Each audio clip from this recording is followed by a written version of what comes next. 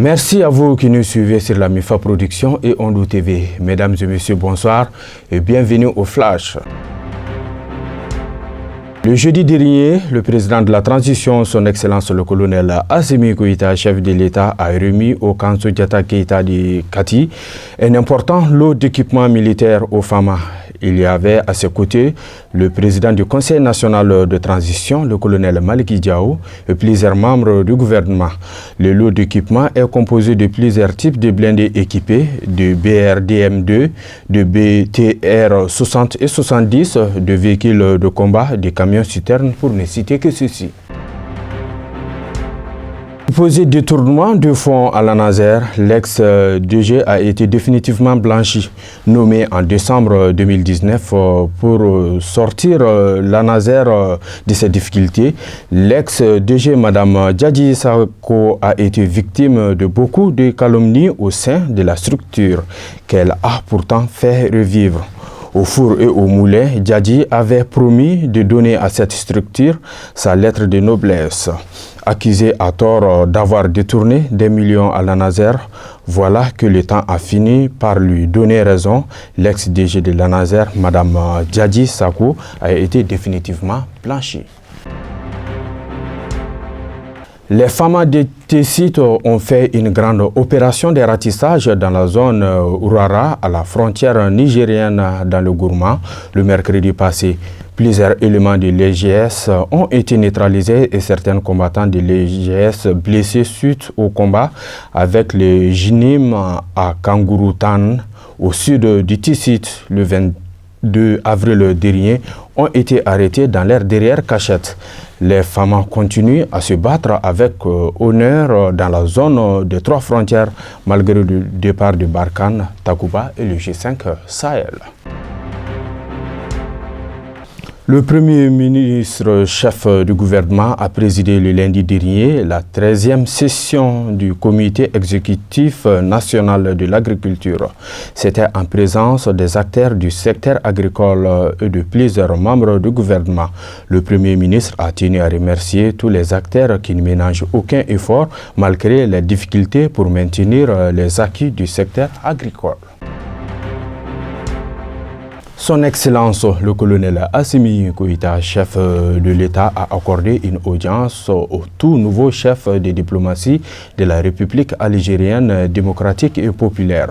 C'était le mercredi passé au palais de Koulouba. Son Excellence Ahmed Attaf, à la tête d'une forte délégation, était venu transmettre un message du président Abdelmajid Tebboune à son homologue malien.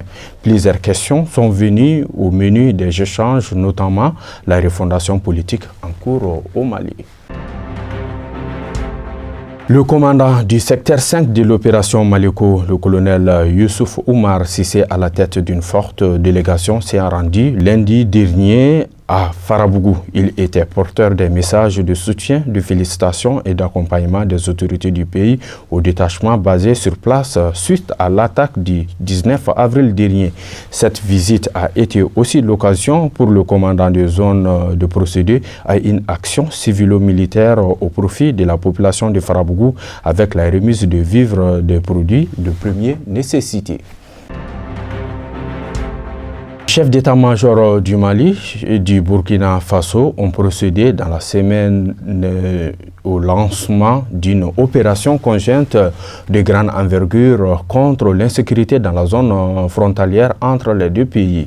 L'opération a été lancée par le commandant Abdul Wahab Koulibaly en présence de son état-major sous la supervision du commandant du théâtre du centre des opérations, le colonel-major Toumani Kone. À noter que l'opération est dénommée Capidou 2. Le samedi dernier, suite à une attaque à la voiture piégée qui a visé la base aérienne de Sévaré dans la région de Mopti, les FAMA ont riposté avec bravoure et détermination en neutralisant 88 djihadistes avec des appuis aériens et beaucoup de matériel des djihadistes ont été endommagés.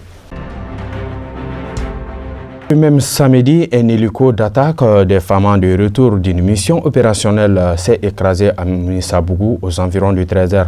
Le bilan fait état de 3 morts, tous des membres de l'équipage et 6 civils blessés. Des dégâts collatéraux ont été observés suite à la déflagration de l'appareil militaire. L'état-major général des armées a appelé la population au calme et à suivre les directives des services spéciaux sur place. Le lundi dernier à Ménaka, les forces armées maliennes ont interpellé une douzaine de terroristes et saisi un important lot de matériel dans le cadre de la sécurisation et de la réassurance des populations. Les forces armées maliennes ont mené une reconnaissance offensive dans plusieurs secteurs de la région de Ménaka. L'information a été donnée par l'état-major général des armées à travers un communiqué.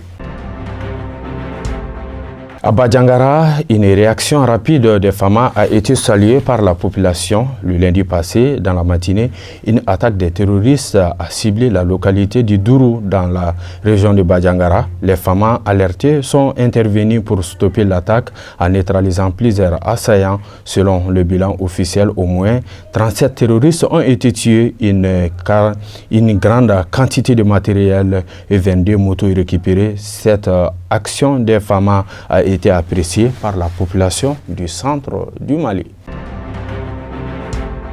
Voilà, c'est ce qu'il fallait noter comme flash de cette semaine. On se donne un rendez-vous pour la semaine prochaine. Merci à vous tous. Kala Binus Mali. Vive les FAMA.